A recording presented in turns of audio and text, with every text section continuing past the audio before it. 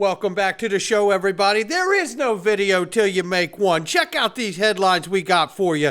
ETHGate whistleblower confirmed as he goes public. You're going to want it. Neo-feudalism, we'll explain. Ripple rebranding, you're going to want it. And we got this, Jeremy Allaire circle, and guess what? He's going to tell us what the tipping point looks like, and it is amazing. Have we just gotten all clear from a large bank? Because I think we did. And did you know Ripple has an XRP price prediction? We're going to give it to you and so much more. Somebody roll that beautiful intro.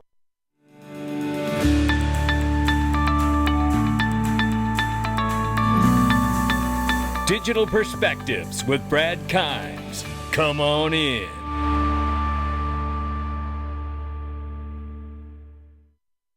Welcome back to the show, everybody. You can follow us on Twitter and YouTube for exclusive content. Right now, $1.1 trillion market cap for crypto. The market is up 1%. Man, do I love the smell of crypto in the morning. Bitcoin, 26,500 plus. Ethereum, 1636 and change. Tether market cap, 83 billion plus right now. XRP number 5 spot sitting at 50 cents. We're going to take a look at the prices before we get out of here. Up 1.7 on the 24-hour and off by 0.2 on the 7-day. Take a look at this.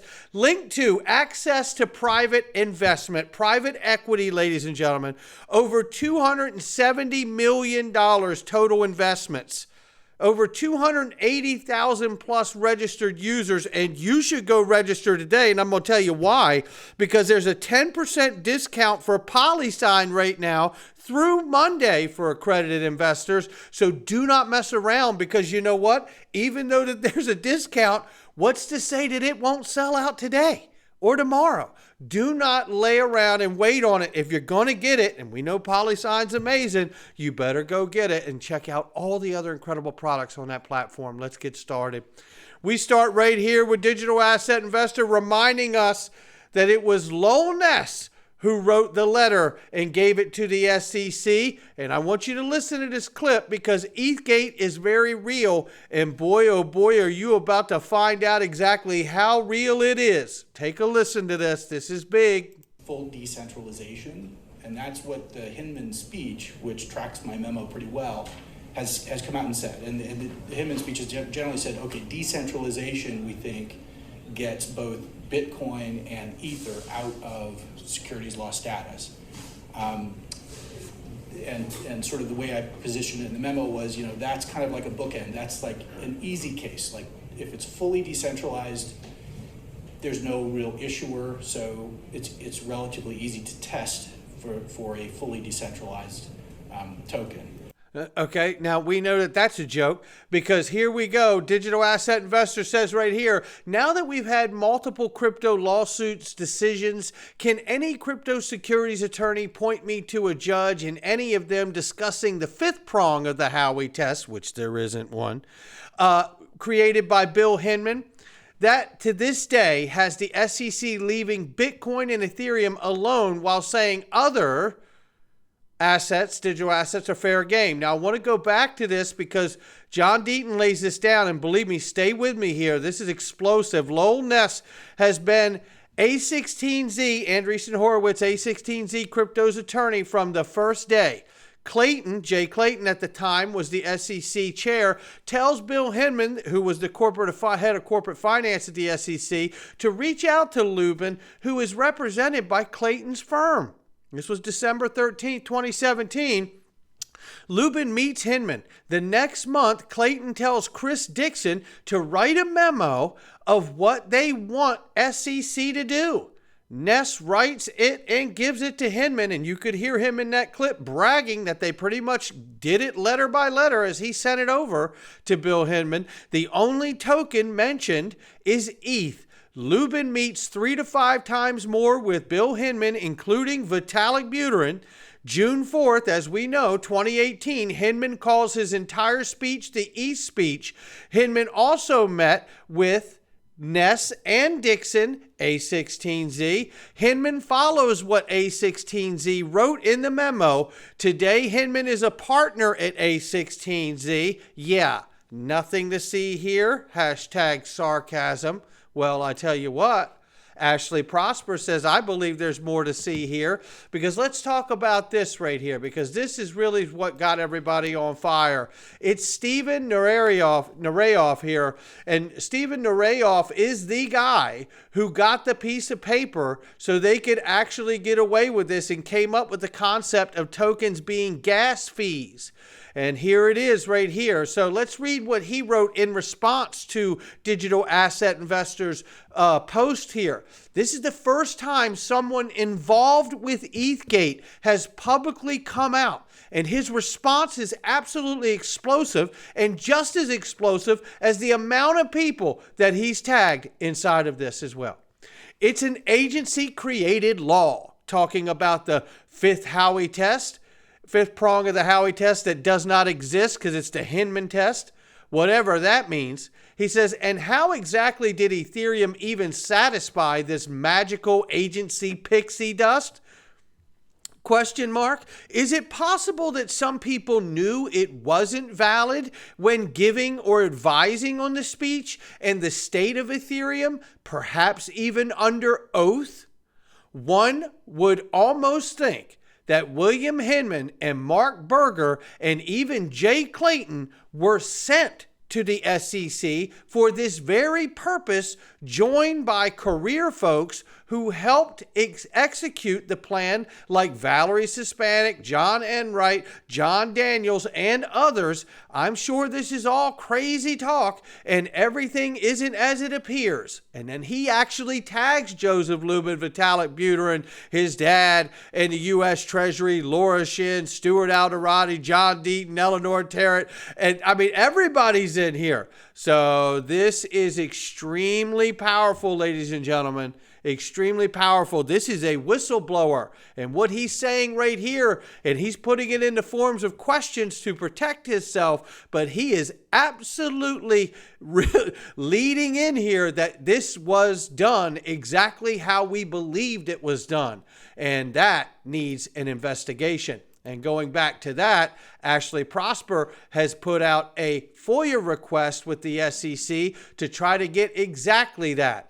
He says here, or she says here, excuse me, is Steven Nureyev trying to tell us something here? He is credited with getting the piece of paper of in Lubin's pocket that allowed them to launch their ICO. I currently have a FOIA with the SEC to find out who he spoke with.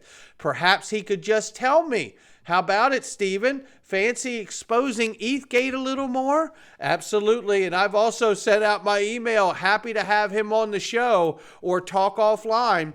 And here we are here with pictures of Mark Berger and Bill Hinman here. Over 600,000 views. And I believe people can smell corruption from miles away. Where is the investigation from the SEC Inspector General? This is deplorable. And just as deplorable here, Dutch political commentator speaks out on the World Economic Forum plan to impose a personal carbon allowance. This, make no mistake, is a digital version of neo-feudalism. It is the rich getting richer and the poor staying poor. Listen to this. The digital identity is not just a passport that you will have on your iPhone in a digital form. It entails just about everything the government would like to know about you. And yesterday in the Dutch media, we saw a perfect example of what it could entail in the near future. We had the CEO of one of the largest Dutch banks say, why don't we start with a personal carbon credit? Oh. A carbon wallet, she called it, actually. Yeah. So right in line with the plans that the World Economic Forum people have for us.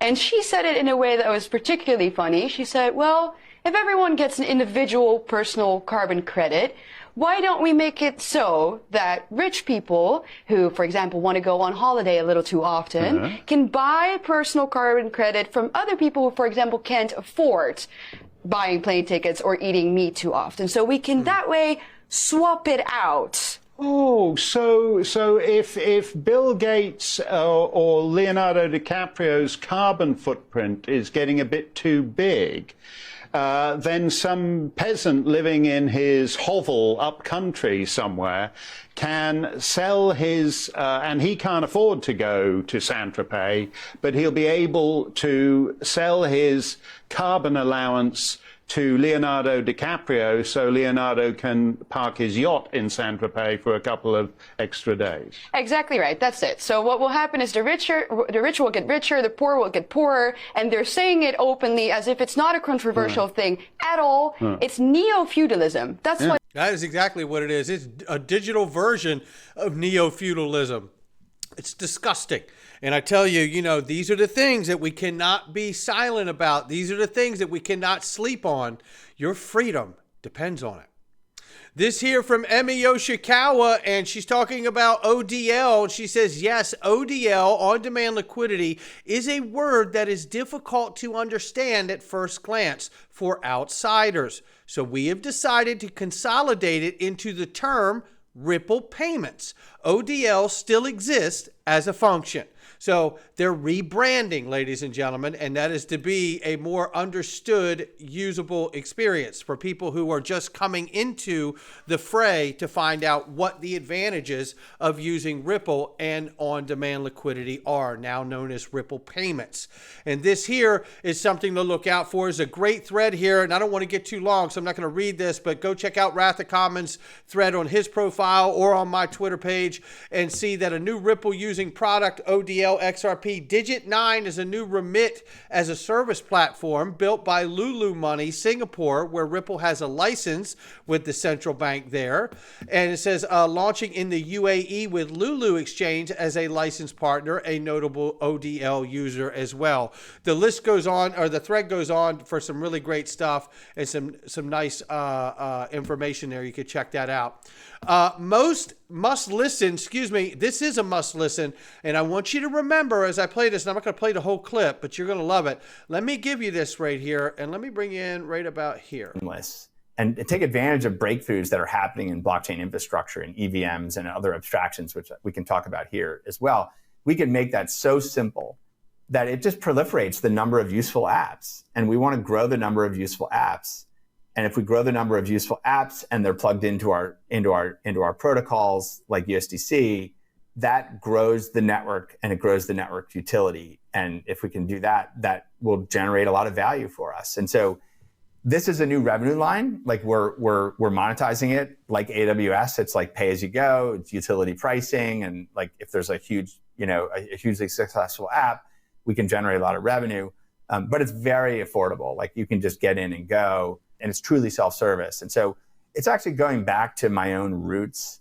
Not a lot of people know, but like I started my career building developer platforms, programming languages, some of the most popular web development tools ever in history. I was the creator of back in Web 1.0 and Web 2.0.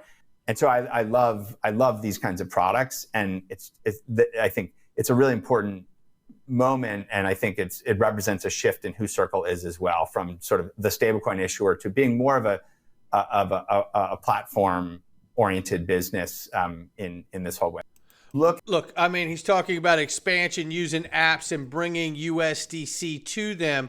Well, I want to remind everybody right here, Jeremy Allaire explaining how the tipping point will come with the adoption of stablecoins through applications, whether it be through modern DLT apps or whether it be through traditional apps as well, and integrating stablecoin adoption. And look who just brought stablecoin support to USDC and USD Tether into Liquidity Hub. It's Ripple, baby.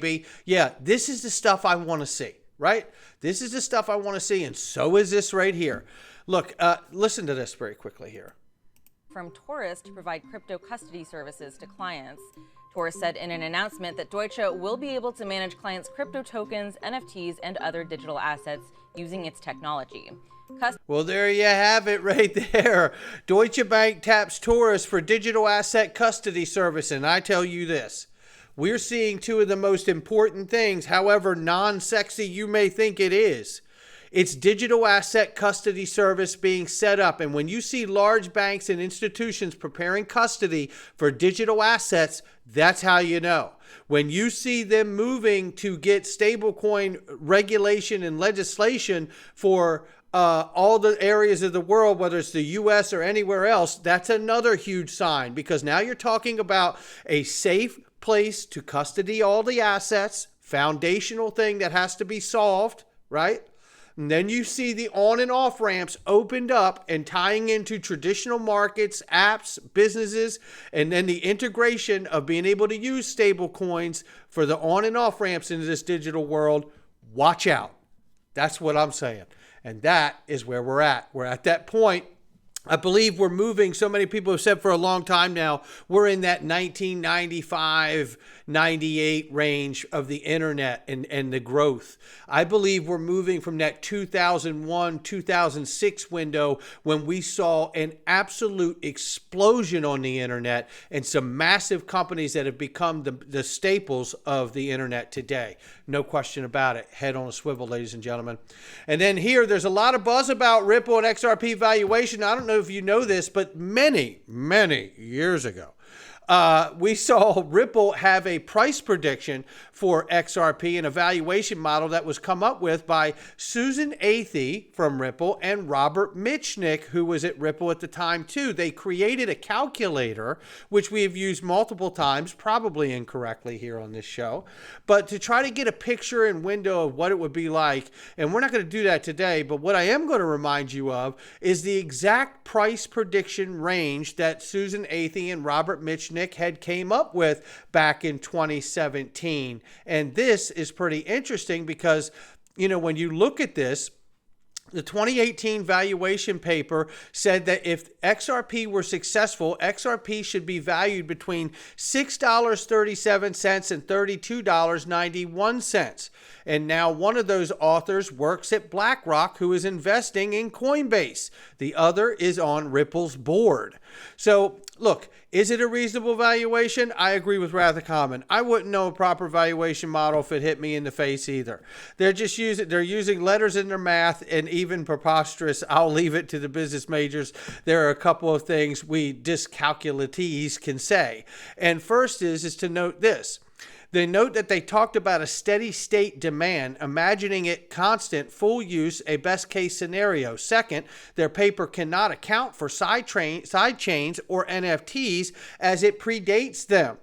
And it's debatable whether CBDC should have been figured in at that time because it was so long ago as cross-border transactions are accounted for. So there's many different factors that really could, you know, make a great argument for even more demand today, the way the market is developed comparatively to when they did the price range prediction back then, or valuation, I should say, not prediction, but valuation.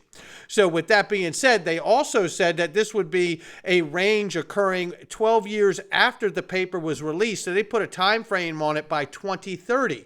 Now, what I find interesting about this valuation is we often hear between $7 and $27, right? $5 to $7 and $27 to $32. We see this from the technical analysts all the time. I find this compelling that these ranges are very similar to what technical analysts point to in the near term for us for XRP. Factor in all of the different things that have developed since they've written the paper that they couldn't have possibly known about because they didn't even exist then. I couldn't be more excited to see what happens because I don't know either. Right? But I do know this. Eggrad Crypto says, we see a dragonfly doji is a remarkable candlestick pattern often seen as a potential sign for a bullish reversal after the downtrend. He shows it right here, and there he sees it. So we could possibly have seen the bottom for XRP. We will watch to see if that's the case. And if it is, maybe we're making our way back to that $1.30 milestone. I tell you, I'm very excited about what's happening. I'm not watching price a lot except when I call it on the show because people ask me to do it, so I do. But I'll tell you this, I'm excited about the fundamental news that's happening. Large banks looking for a custody solution for digital assets and a tipping point for stablecoin adoption for traditional apps and today's modern apps that are coming out as well, and then factor in the idea that either by the end of this year or sometime early next year, we could see stablecoin legislation and regulation as well. That's on and off ramps and custody, and that's a great place to start at my house. Not financial advice from me or anyone else. Make sure you hit that like and subscribe, and I'll catch all of you on the next one.